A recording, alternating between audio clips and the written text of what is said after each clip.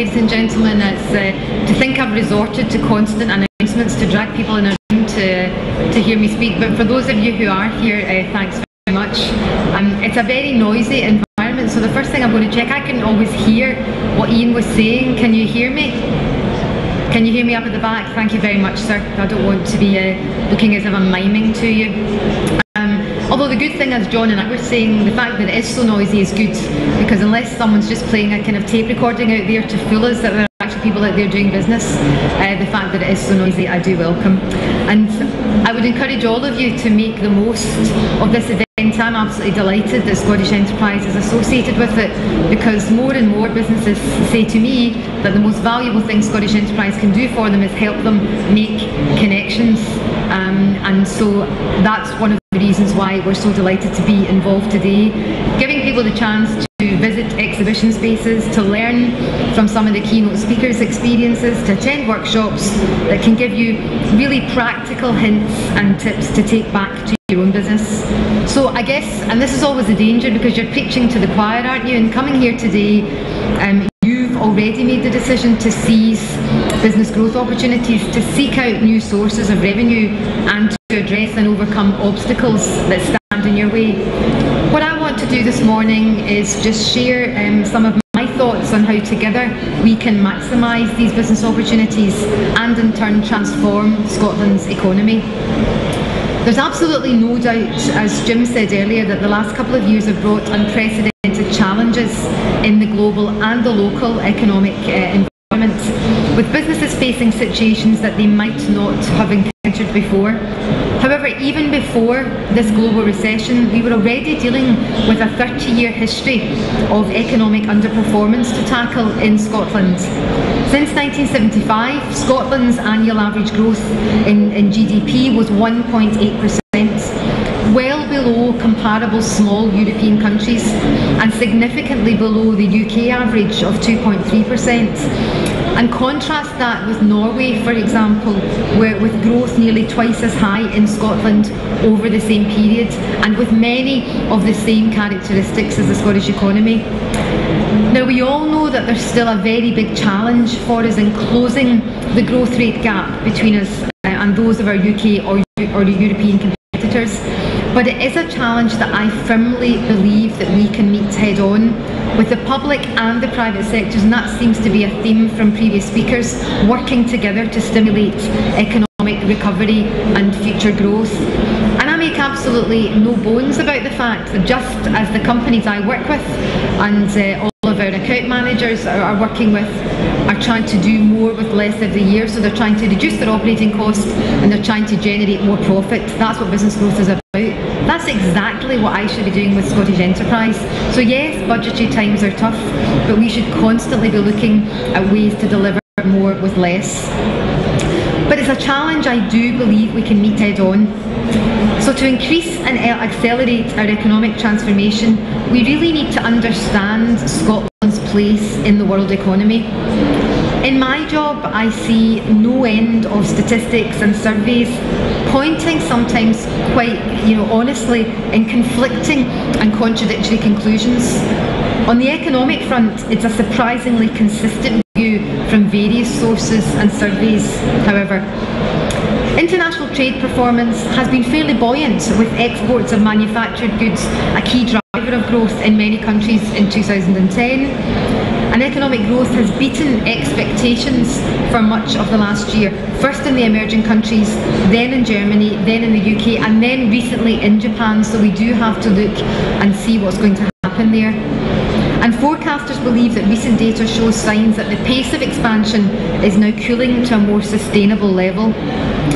So the global economy is making some headway towards early stage recovery, but as that recovery begins, we do need to address some of the historical challenges while recognising the new pressures that might emerge. And Scotland has adapted to changes in the global economy, shifting away from our largely industrial and heavy manufacturing base. We've successfully built a knowledge-based economy with world-leading strength in a number of sectors. But mark my words, the strength that Scotland has now in engineering will underpin the developments of the renewables sector sector. However, with a dynamic global economy, we do need to continue to monitor and adjust accordingly. We've seen the shift in patterns of world trade, with the economies of China, India and other developing nations becoming much more dominant. The emerging sectors such as aspects of life sciences, renewables and enabling technologies are driving growth in the new economies. And new business models are emerging all the time that can improve competitiveness. But with these new pressures, I believe come new opportunities for Scotland. We have existing capabilities and a very strong academic and research base in industries such as life sciences, advanced engineering and new technologies. We've got a strong heritage in industries such as financial services, and we've got very unique natural assets that give us a competitive advantage in renewable energy, food and drink and tourism sectors. And for example, Scotland has 25% of Europe's wind capability. So by concentrating on these areas that we already do well, we can build on our success and grow our share of the global markets. At the same time, building globally successful industries, we've got to focus our efforts on building globally successful companies operating in these sectors. And our companies need to be more agile to respond quickly and effectively to these opportunities. To do this, we need you and the other people that are in this building today and the companies that you work with to embrace these opportunities, to want to compete globally and be successful. So identifying and acting on these opportunities requires more world-class leaders in Scotland with a clear vision and, more importantly, a willingness to act on that vision. And I think we need to refresh a new culture of leadership within our organisations, where business leaders have a very clear vision of where they want their organisation to go. They've got the ability to communicate that with purpose to their employees, their investors and their other stakeholders. They're imbued with drive and determination to achieve that vision. They can take risks and they're not afraid of trying new things. They can inspire and motivate people to reach their full potential, and they're not willing to settle for underperformance. And I think to really transform Scotland's economy, ambition and leadership is something we all need to address and something we need to see much more of in our companies across Scotland. We already work, for example, with the Chamber of Commerce to provide business mentoring to over 800 businesses, but I'd like to see much more of that and more companies take a strategic approach to developing their leadership. It's this ambition which is going to take our companies into the realm of high growth, high performance businesses, capable of employing more people and transforming our economy. So I just want to say a little about high growth companies. It's working with these ambitious companies where I firmly believe that Scottish enterprise can have the greatest positive impact. And you pay your taxes for my salary and to our organisation to have the most positive impact for the Scottish economy. But did you know that independent research shows that less than 1,000 companies in Scotland create over half of all new jobs? We recently worked with the University of Strathclyde on research into high impact growth firms and the impact they could have on our economy. And that research identified 825 high growth firms located in Scotland, out of just under 300,000 businesses in Scotland. And remember that only a third of all businesses in Scotland actually employ anybody. 2/3 of our businesses are sole traders and alternatives to employment. But that figure is broadly in line with other similar sized economies. And although they make up just, as I said, 4% of the business population of Scotland, the research clearly highlights the disproportionate positive contribution that these high growth companies make to economic growth, collectively employing currently almost 500,000 people. And a number of very common traits have been identified across these businesses.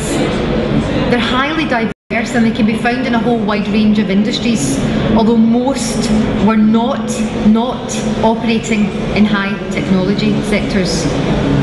They vary in terms of their origins, size and age, but the majority are knowledge intensive. They're highly innovative and customer focused, and they've got business models based around long-term relationships with customers. They tend to absolutely have much more in the way of international focus and international operations, with an extended overseas presence, much more so than other companies. And they're usually concentrated around Scotland's cities, including Glasgow, Edinburgh, Dundee and Aberdeen. Although yesterday I had the pleasure of spending the morning with 40 of the up-and-coming leaders in Scotland's rural economy, and I think there are huge opportunities in, for example, food and tourism in the rural parts of Scotland. But the key to creating a step change in Scotland's economic performance is to identify how we can support these companies to grow even more, grow faster, and at the same time how we can grow their number. So it's a deep and a broad strategy. So what about this notion of global competitiveness? We work in Scottish Enterprise with around 9,000 ambitious companies every year. And from speaking to these companies, and in the last 10 months I've spent about half a day with about 100 companies in Scotland and another 30 globally. I know that maintaining, let alone growing a business, has been much more difficult in the preceding couple of years. We've seen a lot of change in the way that our customers do business, where the goals are to increase productivity, reduce operating costs and capture new customers and new markets.